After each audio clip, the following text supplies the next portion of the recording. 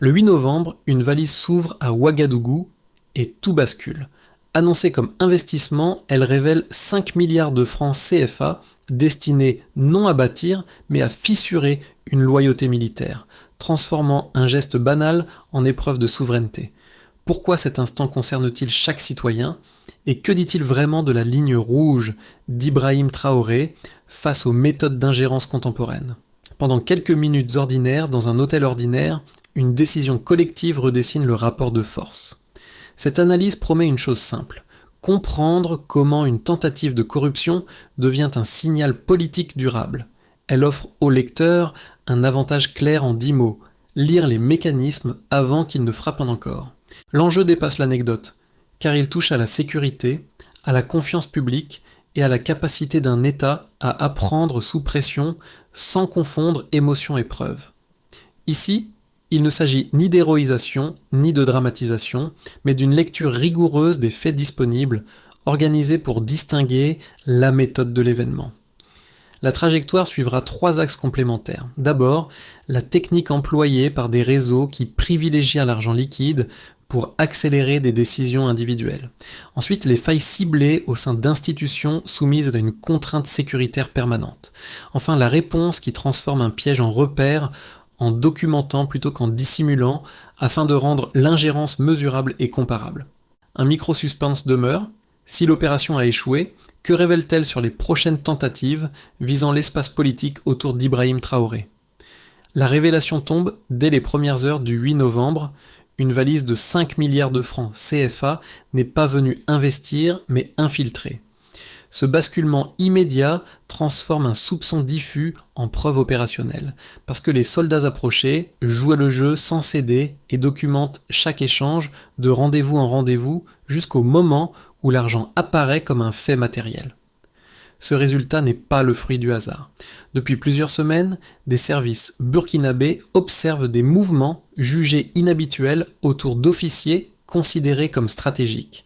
Un individu se présente comme investisseur, fréquente des conférences, multiplie les prétextes économiques et installe une normalité rassurante. Sur le papier, le parcours paraît lisse. Dans les échanges captés, l'objectif se précise: acheter une brèche dans une chaîne de commandement réputée loyale au président Ibrahim Traoré. La méthode suit une logique mécanique: identifier des profils influents, promettre une somme immédiate, accélérer une instabilité éclair. L'argent liquide n'est pas un argument parmi d'autres. Il sert de raccourci temporel, conçu pour éviter le débat, réduire la réflexion et tester la fatigue institutionnelle. À mesure que les rendez-vous se succèdent, les signaux faibles s'alignent, une date se fixe et le 8 novembre devient un point de convergence. À ce stade, l'État ne commande pas, il organise. Une cellule conjointe associe renseignement militaire, sécurité intérieure et forces spéciales. Le choix est assumé: ralentir, surveiller, documenter, puis exposer l'architecture plutôt que l'anecdote. Les militaires approchés feignent l'hésitation, relancent les échanges et transmettent chaque détail à la hiérarchie. L'illusion tient parce que la discipline tient. La question devient alors plus large: si l'ingérence cherche la vitesse, que se passe-t-il quand un État impose le temps comme arme? 2 figures structurent le récit sans chercher la lumière. La première est collective: les militaires approchés, jeunes officiers, pour la plupart, formés dans un contexte d'insécurité durable, ils connaissent la pression opérationnelle et les promesses rapides. Leur rôle n'a rien de spectaculaire. Il repose sur une discipline patiente, une capacité à maintenir l'illusion et une compréhension nette du risque systémique. Ils ne sont pas décrits comme naïfs, mais comme méthodiques, capables d'étirer le temps pour que la preuve prenne forme, puis de refermer le piège sans précipitation. La seconde figure est plus précise. Un sous-officier devient l'interlocuteur principal du réseau. Il accepte les rendez-vous, discute des termes proposés, relance quand il le faut, puis transmet immédiatement chaque information à sa hiérarchie. Sa fonction est double: nourrir la cartographie des intentions et permettre une intervention sans alerter l'agent. Face à lui, le faux investisseur conserve une attitude mesurée, persuadé de manipuler un homme isolé. Il ignore que chaque geste est observé et que chaque pression est analysée. Les effets apparaissent très tôt. Une tentative de corruption se transforme en dispositif de preuve. La mécanique révèle une méthode récurrente, rarement exposée, l'usage de liquidités pour tester la porosité morale d'institutions sous tension. L'impact immédiat n'est pas l'arrestation en elle-même, mais le renversement du rapport de force narratif. Ce qui devait rester discret devient documenté, donc discuté. Quand la discipline tient, l'ingérence perd son accélérateur. Avant le 8 novembre, tout semble lent et ordinaire. Un homme circule à Ouagadougou sous l'apparence d'un investisseur. Il assiste à des conférences, échange avec des cadres, évoque des projets économiques et des opportunités futures. Les rencontres paraissent anodines, presque administratives. Pourtant, dans les échanges interceptés, une autre logique s'installe. Il ne s'agit pas de partenariat, mais de loyauté. Pas de délai, mais d'accélération. L'argent liquide devient l'argument central, présenté comme solution immédiate à des contraintes individuelles, comme si la vitesse suffisait à effacer la prudence. Puis, le rythme change. Fin octobre, les signaux se resserrent. Les rendez-vous se multiplient autour de profils jugés influents. Des intermédiaires civils apparaissent, servant de relais discrets. Les montants évoqués cessent d'être abstraits. La promesse devient concrète, presque arithmétique. Une somme immédiate, un résultat rapide, une décision isolée qui produirait une onde collective. Les services de renseignement croisent les informations, suivent les déplacements et confirment une intention claire.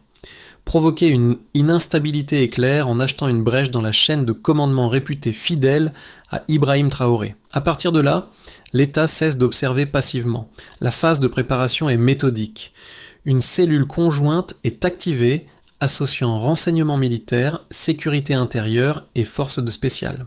Le choix stratégique est précis. Laisser l'agent aller au bout de sa démarche sans le brusquer. Il faut que la preuve apparaisse d'elle-même, visible, incontestable. Le lieu est sélectionné pour sa banalité, un hôtel d'affaires du centre-ville.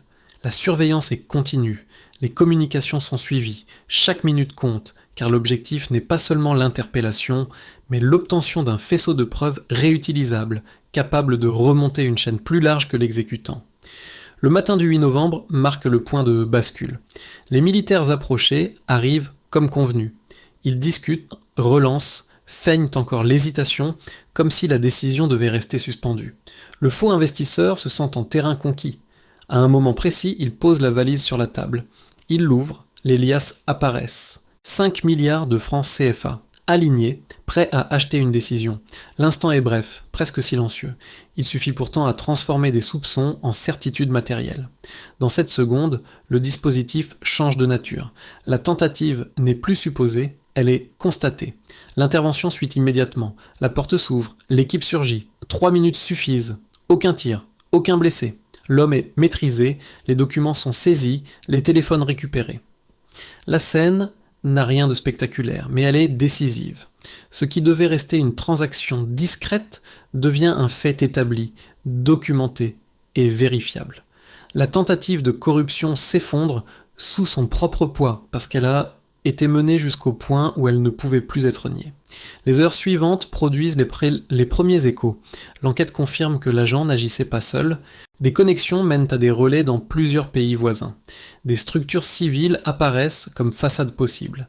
La valise change alors de statut. Elle n'est plus un pot de vin manqué, mais un outil de cartographie des loyautés, un révélateur de méthodes et de circuits.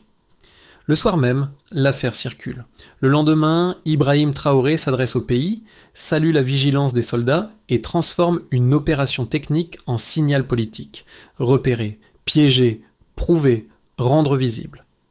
Le 8 novembre cesse d'être une date, il devient une frontière. Avant le 8 novembre, la menace reste diffuse. Après, elle devient mesurable et comparable.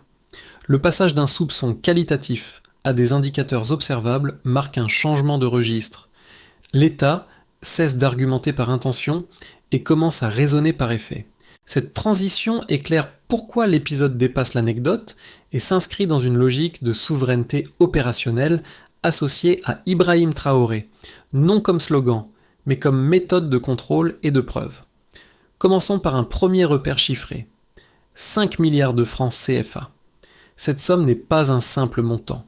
Elle matérialise une méthode. Elle est conçue pour agir vite, éviter les médiations et réduire le temps de réflexion.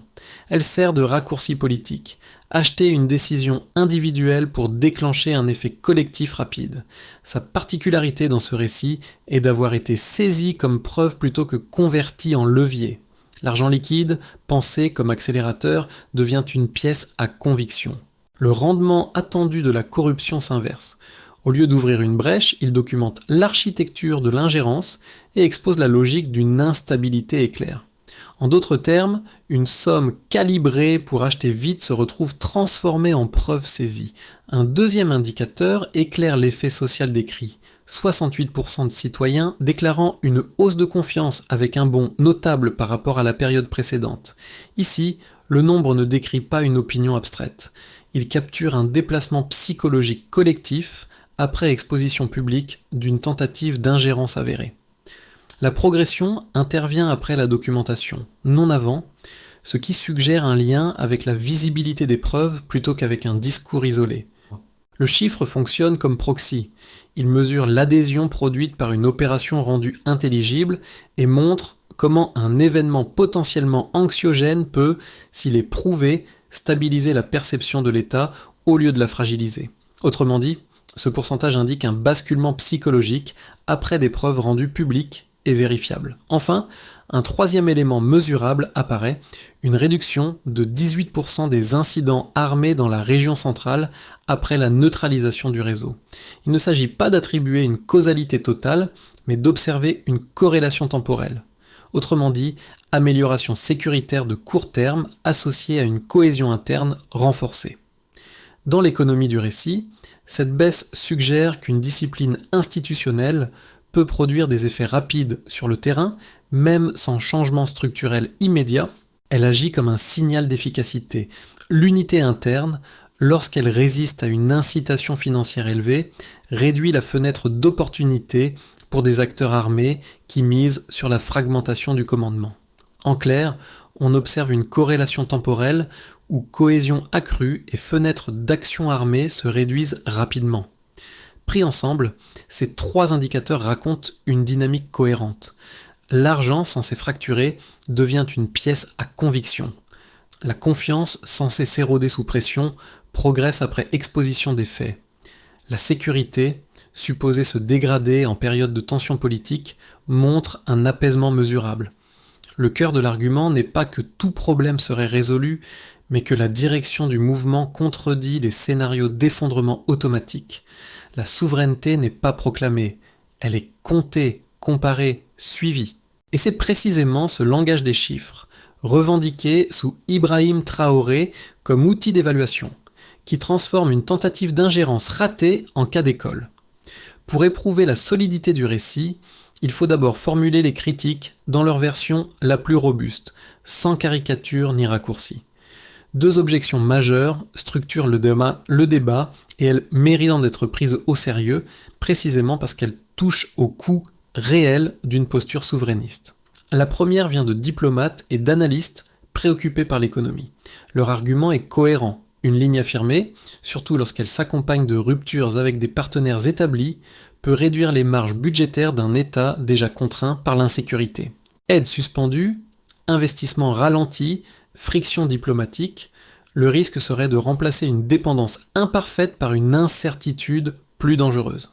Dans cette lecture, l'épisode de la valise relèverait davantage d'un pic émotionnel que d'un gain structurel sans garantie de stabilité à moyen terme et potentiellement au prix d'un renchérissement du quotidien. La seconde objection concerne la dimension politique interne. Rendre publique une tentative d'ingérence pourrait, selon ses partisans, durcir les positions, réduire l'espace de négociation et enfermer l'État dans un récit de confrontation permanente.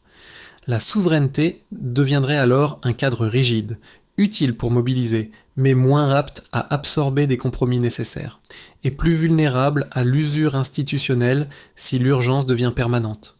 Le risque ne serait pas seulement externe, il serait celui d'une fatigue interne. La réponse la plus solide consiste à déplacer la discussion vers ce que l'épisode rend mesurable après le 8 novembre plutôt que d'en rester aux intentions. 3 éléments servent ici de contre-argument empirique. D'abord, une confiance citoyenne déclarée en hausse notable, atteignant 68%, suggère que la visibilité des preuves renforce l'adhésion plutôt que la défiance. Ensuite, une baisse de 18% des incidents armés dans la région centrale contredit l'hypothèse d'une déstabilisation immédiate. Enfin, la loyauté militaire observée face à une incitation financière élevée indique que la chaîne de commandement n'a pas cédé sous pression. Ces indicateurs ne prouvent pas que les risques économiques disparaissent. Ils montrent toutefois que l'effondrement n'est pas automatique lorsque la souveraineté est assumée et documentée, comme le revendique Ibrahim Traoré. La question devient alors une question d'endurance. Transformer un succès opérationnel en discipline durable, capable d'absorber pression et ajustement sans se rigidifier. Tout bascule ici. Jusqu'à ce point, l'affaire pouvait se lire comme une tentative de corruption avortée, spectaculaire mais circonscrite, puis les documents saisis, les communications récupérées et les contacts révélés déplacent l'échelle d'analyse. La valise n'apparaît plus comme l'aboutissement du dispositif, mais comme son point d'entrée. Ce renversement change la lecture stratégique. L'objectif n'était pas seulement d'acheter une décision, mais de cartographier des loyautés, tester des seuils et mesurer des réactions institutionnelles étape par étape sans exposer immédiatement toute la chaîne. Le récit décrit alors une mécanique plus large. Des relais transnationaux émergent, des structures civiles servent de façade possible, des flux présentés comme économiques prennent une fonction exploratoire, vérifier qui répond, qui hésite, qui alerte et à quel rythme.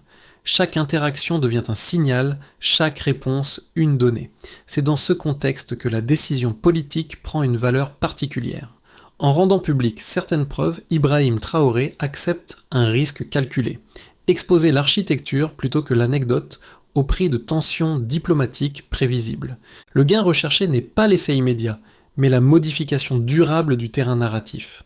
Les effets de l'épisode se lisent différemment selon les acteurs concernés, parce qu'une tentative d'ingérence ne frappe jamais un seul niveau à la fois.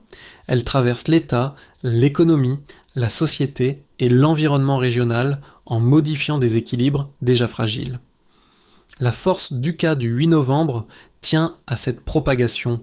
Ce qui devait rester une transaction discrète devient un repère avec des retombées mesurables et des arbitrages durables. Pour les institutions publiques, l'impact est d'abord méthodologique. La tentative avortée transforme une vigilance théorique en protocole opérationnel. La coordination entre renseignements militaires, sécurité intérieure et forces spéciales devient une référence interne reproductible. L'arrestation n'est pas présentée comme un trophée, mais comme une preuve de capacité. Un État peut surveiller, documenter et intervenir sans basculer dans l'opacité. Dans ce cadre, Ibrahim Traoré incarne un point de fixation politique, non pour personnaliser l'action, mais pour traduire institutionnellement un succès collectif. L'effet concret est un renversement narratif. L'ingérence n'est plus une rumeur, elle devient une méthode exposée.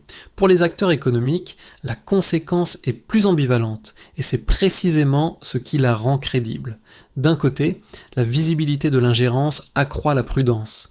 Certains flux informels vers l'extérieur se contractent, interprétés comme un réflexe de retenue ou de protection financière.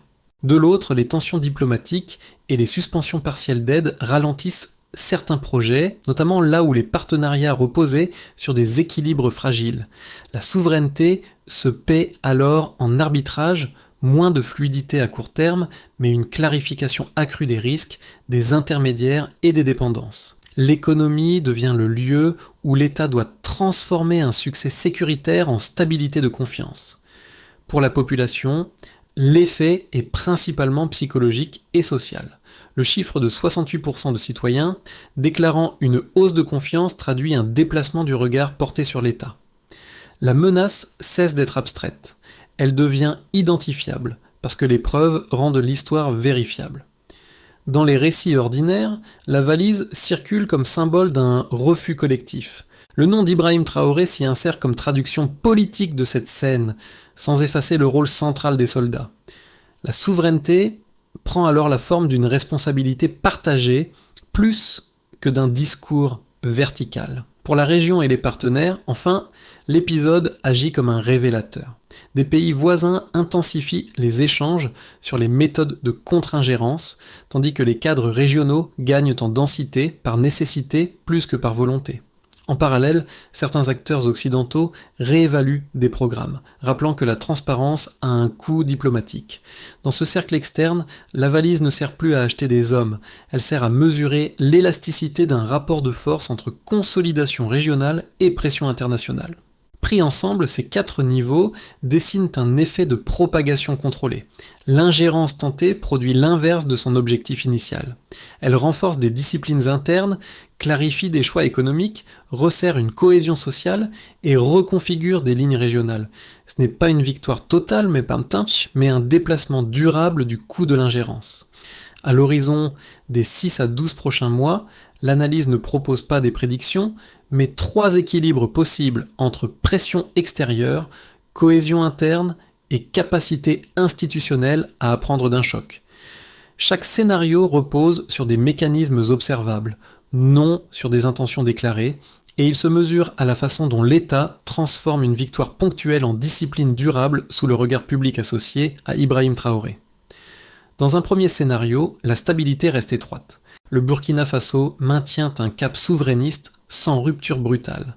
Les réflexes de contre-ingérence nés de l'épisode du 8 novembre s'installent comme routine, échange de renseignements plus réguliers, standards de vigilance partagés, réponses plus rapides aux approches suspectes.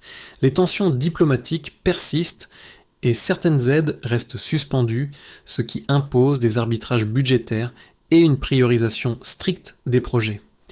La stabilité tient, mais elle demeure étroite. Elle dépend de la discipline interne et d'une gestion rigoureuse des zones grises, plutôt que d'un apaisement externe rapide.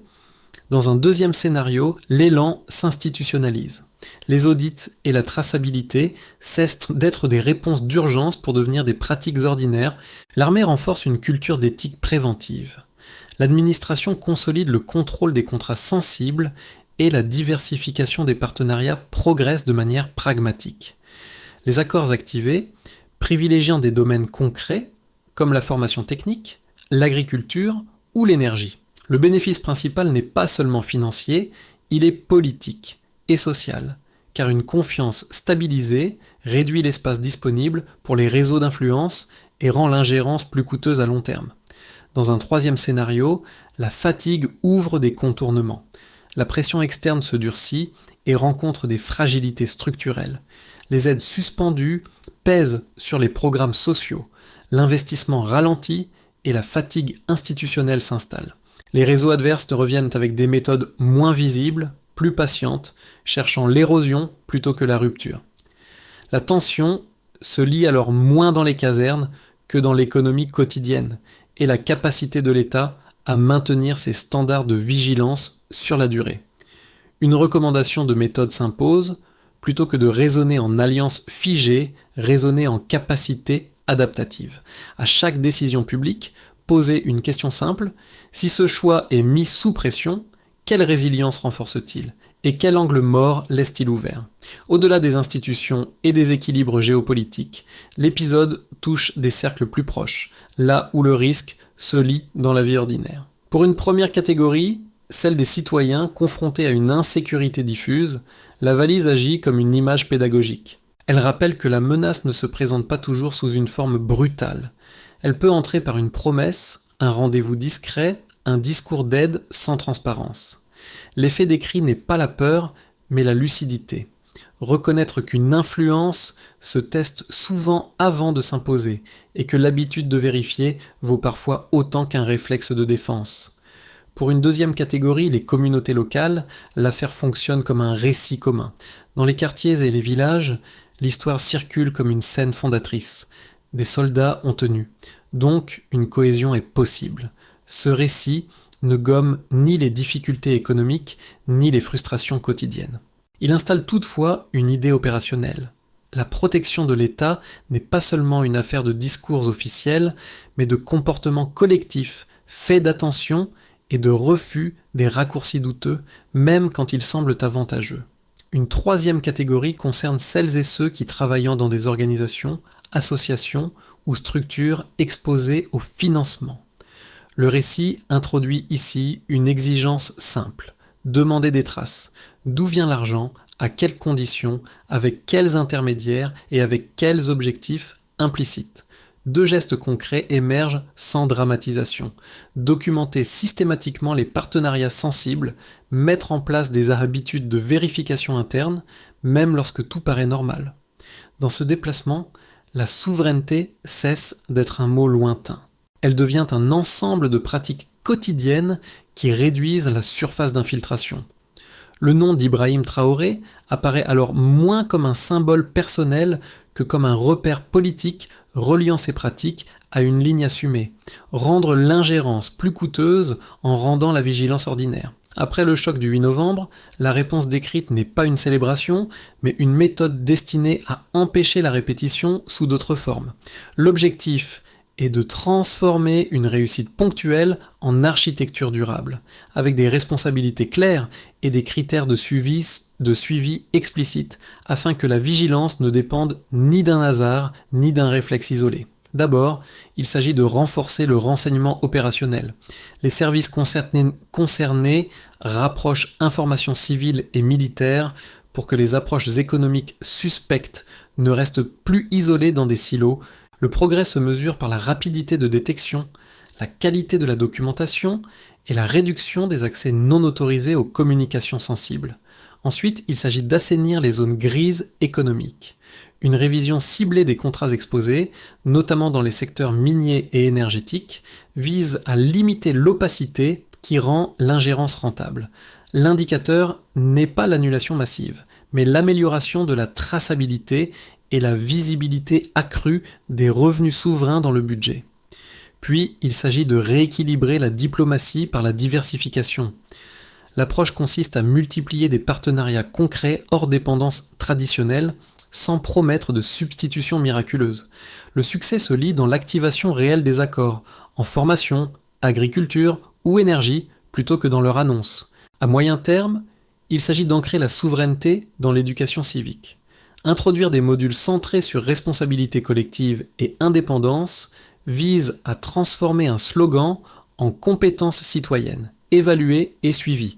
Enfin, il devient nécessaire de mesurer la résilience.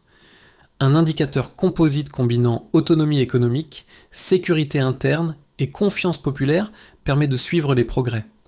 Dans cette logique, Ibrahim Traoré apparaît comme le lien narratif entre opération et doctrine, rendre l'ingérence plus coûteuse en organisant la vigilance, puis en la rendant contrôlable dans le temps.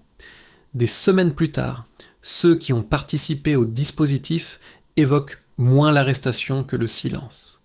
Un silence dense, posé dans une chambre d'hôtel ordinaire, au moment précis où la valise s'est ouverte. Le sous-officier déjà mentionné raconte surtout l'instant intérieur où la mission a changé de nature. Il ne jouait plus un rôle technique, il tenait une frontière morale. Dans cet intervalle bref, l'argent cessait d'être une somme, il devenait une question adressée à l'uniforme. Quelques jours après, l'image revient, presque austère, une table, des liasses qui n'y sont plus. Ibrahim Traoré se tient face à ce lieu vidé de son piège. Le geste n'a rien de théâtral, il sert de rappel. Ce qui compte n'est pas l'homme, mais la décision collective qu'il incarne à cet instant précis. Ne pas céder, ne pas accélérer, ne pas vendre. Le motif se referme là où il avait commencé. Une valise conçue pour fissurer révèle finalement ce qui tenait déjà. La souveraineté n'apparaît plus comme un slogan proclamé, mais comme une position tenue, minute après minute, par des vies ordinaires capables de dire non sans bruit. L'honneur ne s'achète jamais. L'affaire s'est refermée sans triomphalisme, mais elle laisse une interrogation plus large que l'arrestation elle-même. Que construit un pays après avoir refusé d'être acheté? La valise, devenue symbole, rappelle que la souveraineté n'est ni figée ni abstraite. Elle se façonne dans des choix quotidiens, dans la transparence des engagements, dans la discipline des institutions et dans l'attention portée aux récits qui cherchent à déplacer un centre de gravité national.